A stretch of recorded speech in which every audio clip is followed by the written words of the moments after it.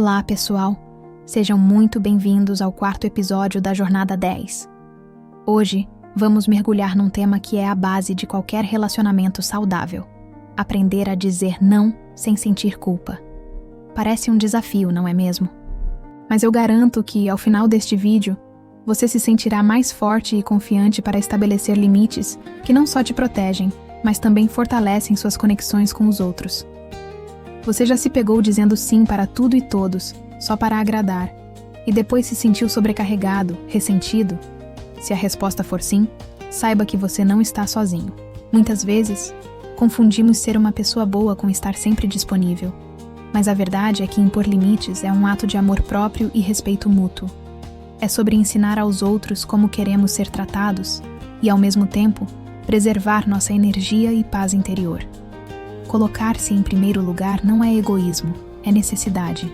E é isso que vamos explorar hoje. Primeiro, vamos entender o que são esses limites. Pense neles como as cercas invisíveis que protegem o seu jardim interior. Eles definem onde você termina e o outro começa. Existem limites físicos, como seu espaço pessoal, limites emocionais, que protegem seus sentimentos de serem manipulados, e até limites de tempo, que garantem que você tenha espaço para suas próprias atividades e descanso. Reconhecer suas necessidades é o primeiro passo. Pergunte a si mesmo: o que me deixa desconfortável? Quando eu me sinto esgotado?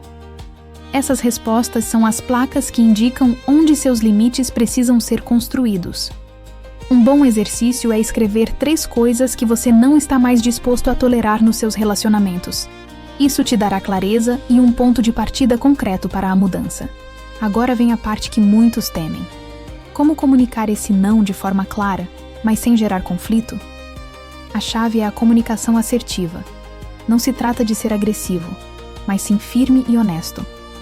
Em vez de dizer um não seco, que pode parecer rude, use a técnica do sanduíche.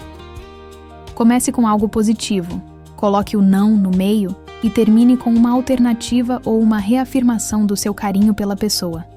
Por exemplo, em vez de "não posso te ajudar agora", você pode dizer "fico feliz que tenha pensado em mim para isso.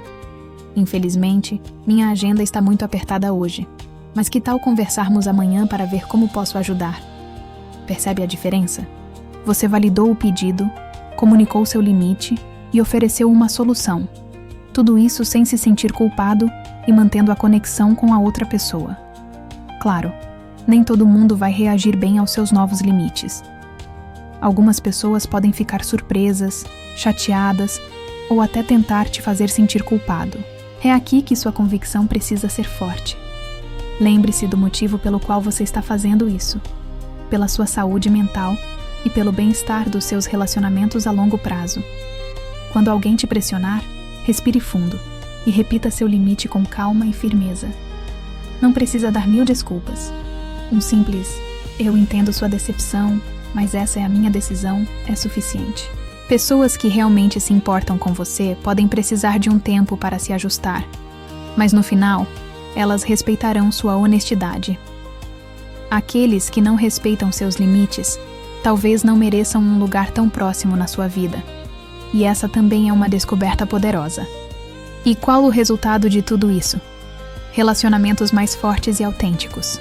Quando você estabelece limites, você está, na verdade, dizendo: eu me respeito, e por isso, eu te respeito também. Isso cria uma dinâmica baseada na honestidade e no respeito mútuo, e não na obrigação ou no medo. Você se sentirá mais leve, com mais energia, e seus relacionamentos se tornarão fontes de alegria e não de desgaste. A confiança cresce quando as 2 pessoas sabem que podem ser honestas sobre suas necessidades sem medo de julgamento. Para começar a aplicar isso hoje mesmo, aqui vão algumas dicas práticas. Comece pequeno.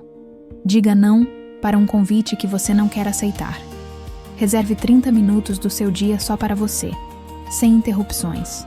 Use frases como "preciso pensar sobre isso antes de responder", para ganhar tempo e não dizer sim, por impulso. Cada pequeno não consciente é uma vitória que constrói seu músculo da assertividade. Com o tempo, isso se tornará natural, uma parte de quem você é. Chegamos ao final da nossa conversa de hoje, e eu espero que você se sinta inspirado a começar a construir seus limites saudáveis. Lembre-se, dizer não para os outros muitas vezes significa dizer sim para si mesmo. É um ato de coragem que transforma sua vida e seus relacionamentos para melhor. Se este conteúdo te ajudou de alguma forma, compartilhe com aquela pessoa que você sabe que também precisa aprender a se colocar em primeiro lugar. Deixe seu like para eu saber que você gostou e não se esqueça de se inscrever no canal e ativar o sininho para não perder nenhum episódio da nossa Jornada 10. Muito obrigado pela sua companhia e até a próxima!